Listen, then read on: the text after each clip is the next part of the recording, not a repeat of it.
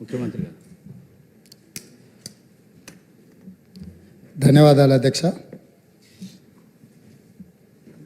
గౌరవ గవర్నర్ గారి ప్రసంగానికి ధన్యవాదాలు తెలిపే ప్రతిపాదనను ప్రతిపాదించిన శ్రీ టి రామ్మోహన్ రెడ్డి గారు, శ్రీ వివేక్ వెంకటస్వామి గారు మరియు ప్రధాన ప్రతిపక్ష పార్టీ బీఆర్ఎస్ నుంచి శ్రీ కల్వకుంట్ల తారక రామారావు గారు, భారతీయ జనతా పార్టీ తరఫున శ్రీ ఆలేటి మహేశ్వర్ రెడ్డి గారు, ఎంఐఎం పార్టీ తరఫున అక్బరుద్దీన్ ఓవైసీ గారు, భారత కమ్యూనిస్టు పార్టీ తరఫున కూనంనేని సాంబశివరావు గారు గవర్నర్ గారికి ధన్యవాదాలు తెలిపే ప్రసంగంలో వారి వారి అభిప్రాయాలను సభ ముందు పెట్టడం జరిగింది.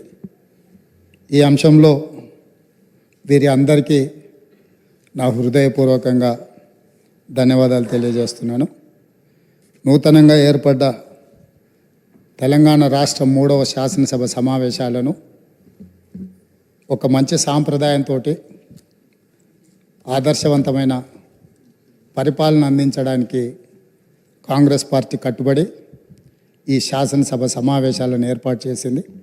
ఈ సందర్భంగా నాడు తెలంగాణ ఉద్యమంలో తెలంగాణ 4 కోట్ల ప్రజలను ఏకోన్ముఖం చేసి ఉద్యమ స్ఫూర్తిని విద్యార్థులలో, నిరుద్యోగ యువకులలో, ఉద్యమకారులలో, తెలంగాణ రాష్ట్ర సాధనలో అమరులైన కుటుంబాలకు స్ఫూర్తినిచ్చిన అందశ్రీ గారి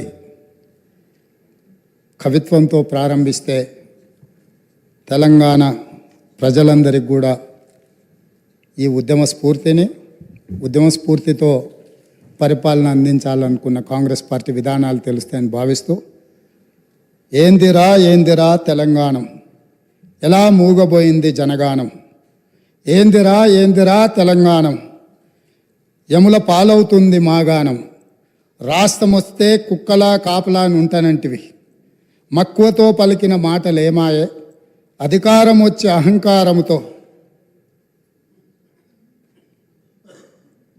పొంకనాలకు పోయి రంకెలేసుడు ఏంది. అందశ్రీ గారు తెలంగాణలో జరుగుతున్న పరిణామాల మీద ఒక స్పష్టమైన భాషను, భావాన్ని ఈ తెలంగాణ సమాజానికి ఇచ్చిండ్రు.